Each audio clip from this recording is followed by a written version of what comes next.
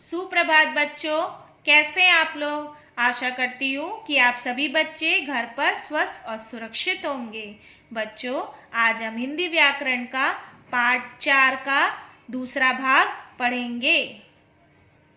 बच्चों, हमने भाग 1 में पढ़ा था शब्द क्या है, शब्द के भेद क्या होते हैं और कौन कौन से शब्द के भेद होते हैं। फिर हमने पढ़ा कि रचना के आधार पर शब्द के कितने भेद होते हैं। रचना के आधार पर मैंने आपको बताया था शब्द 3 प्रकार के होते हैं, रूढ़ शब्द, यौगिक शब्द, योग रूढ़ शब्द। तो आज हम पढ़ेंगे रूढ़ शब्द।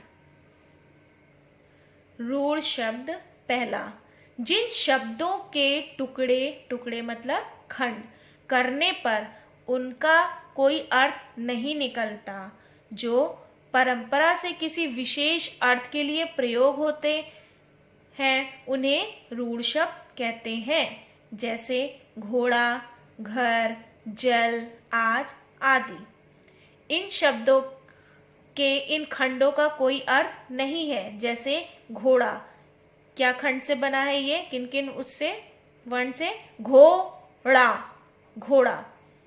इन खंडों का कोई भी अर्थ नहीं है।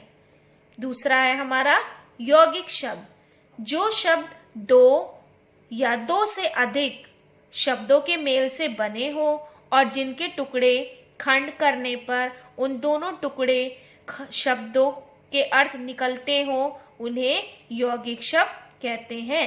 जैसे पाठशाला, पुस्तकालय आदि। यहाँ पे देखिए लिखा है पाठशाला। अब इसको अलग अलग करने पे कैसे किया, पाठ धन शाला, पुस्तकालय पुस्तक धन आलय।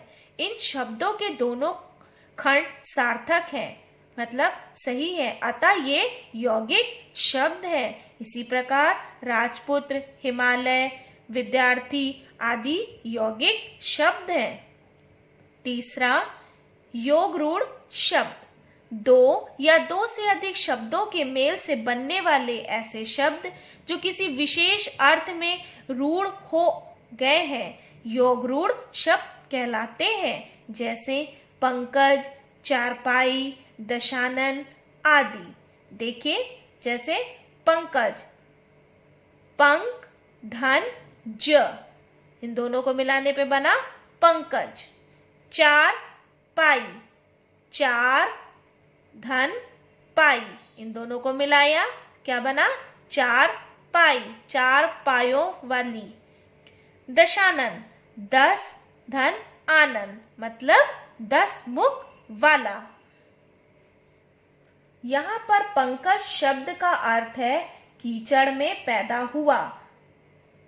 पंकज मैंने आपको बताया था ना, कमल का उधर, परंतु यह शब्द केवल कमल के लिए निश्चित हो गया है। क्यों? क्योंकि कमल क्या होता है, कीचड़ में ही निकलता है। ये फूल क्या है कमल का, कीचड़ में होता है। 4 पायों वाली चारपाई केवल खाट के लिए प्रयुक्त होता है। आप लोग ने देखा होगा कि चारपाई के कितने पाए होते हैं, 4 पाए होते हैं, तो उसको क्या बोलते हैं, चार पाई। इसी प्रकार दशानन, 10 मुख वाला, केवल रावण को ही कहा जाता है और किसी को नहीं, क्योंकि उसके क्या होते हैं, 10 मुंह होते हैं। अभी आपने पढ़ा था। अब हम पढ़ेंगे रचना के आधार पर, मैंने आपको बताया था। अब पढ़ेंगे तीसरा, अर्थ के आधार पर शब्द भेद। अर्थ के आधार पर शब्द जो है 4 प्रकार के होते हैं। पहला एकार्थी शब्द, दूसरा अनेकार्थी शब्द, तीसरा समानार्थी मतलब पर्यायवाची शब्द, और चौथा है विपरीतार्थी या विलोम शब्द। तो हम पहले पढ़ेंगे एकार्थी शब्द। वे शब्द जिनका एक ही अर्थ होता है एकार्थी शब्द कहलाते हैं। जैसे ईश्वर, अहिंसा, रोटी, घोड़ा, गंगा आदि। ये क्या है, हमारे एकार्थी शब्द हैं, क्योंकि इनका एक ही अर्थ होता है। दूसरा अनेकार्थी शब्द, जिन शब्दों के एक से अधिक अर्थ होते हैं उन्हें अनेकार्थी शब्द कहते हैं। जैसे अली शब्द के 3 अर्थ हैं, भंवरा, सखी और कोयल। घन शब्द के अर्थ हैं बादल, हथौड़ा, अधिक, बड़ा आदि। तीसरा समानार्थी या पर्यायवाची शब्द, जिन शब्दों का अर्थ लगभग समान होता है, मतलब एक जैसा होता है, और जो एक ही वस्तु के व्यंजक होते हैं, उन्हें समानार्थी या पर्यायवाची शब्द कहते हैं। जैसे चंद्रमा, चंद्रमा को चांद, शशि, इंदु, रजनीश, विभु, निशाकर कहते हैं। दूसरा अग्नि, अग्नि को आग, पावक, ज्वाला, अनल आदि कहते हैं। चौथा है हमारा विपरीतार्थी या विलोम शब्द, वे शब्द जिनका अर्थ एक दूसरे से उल्टा या विपरीत होता है, उन्हें विपरीतार्थी या विलोम शब्द कहते हैं। जैसे सुख का दुख, उल्टा हुआ सुख का दुख, आरंभ का अंत, अंदर का बाहर, एक का अनेक, जिसका उल्टा शब्द होता है वो क्या कहलाते हैं? विपरीतार्थी या विलोम शब्द। तो बच्चों, आपने अभी पढ़ा तीसरा रचना के आधार पर शब्द भेद, और चौथा है हमारा प्रयोग के आधार पर शब्द भेद। वाक्यों में प्रयोग के आधार पर शब्द 2 प्रकार के होते हैं, पहला विकारी शब्द और दूसरा अविकारी शब्द। तो हम देखेंगे सबसे पहले विकारी शब्द क्या होते हैं।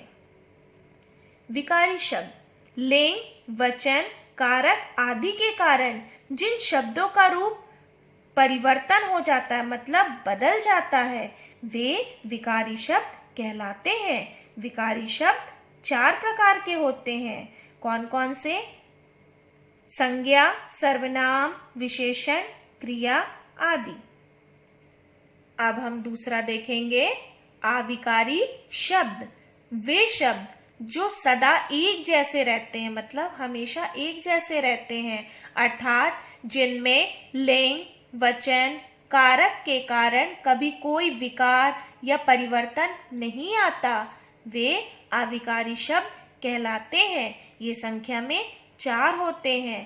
पहला क्रिया विशेषण, दूसरा समुच्चय बोधक, तीसरा संबंध बोधक और आखिरी है विस्मयादि बोधक।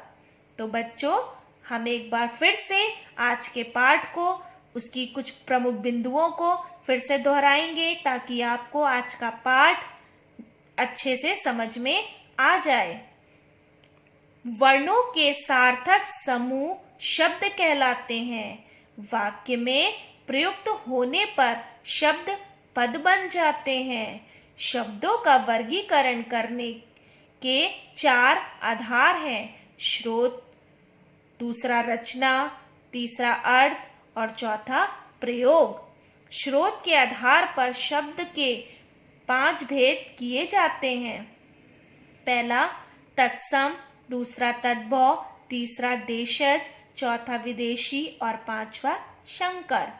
रचना के आधार पर शब्द रूढ़, यौगिक और योग रूढ़ होते हैं। अर्थ के आधार पर शब्द 4 प्रकार के होते हैं, एकार्थी, अनेकार्थी, समानार्थी और विपरीतार्थी शब्द। प्रयोग के आधार पर शब्द 2 प्रकार के होते हैं, विकारी और अविकारी।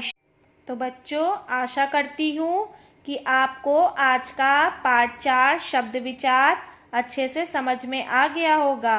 अब मैं आपको इसी पाठ से संबंधित कुछ कक्षा कार्य दे रही हूँ, जिसे आप अपनी हिंदी व्याकरण की कॉपी में लिखेंगे।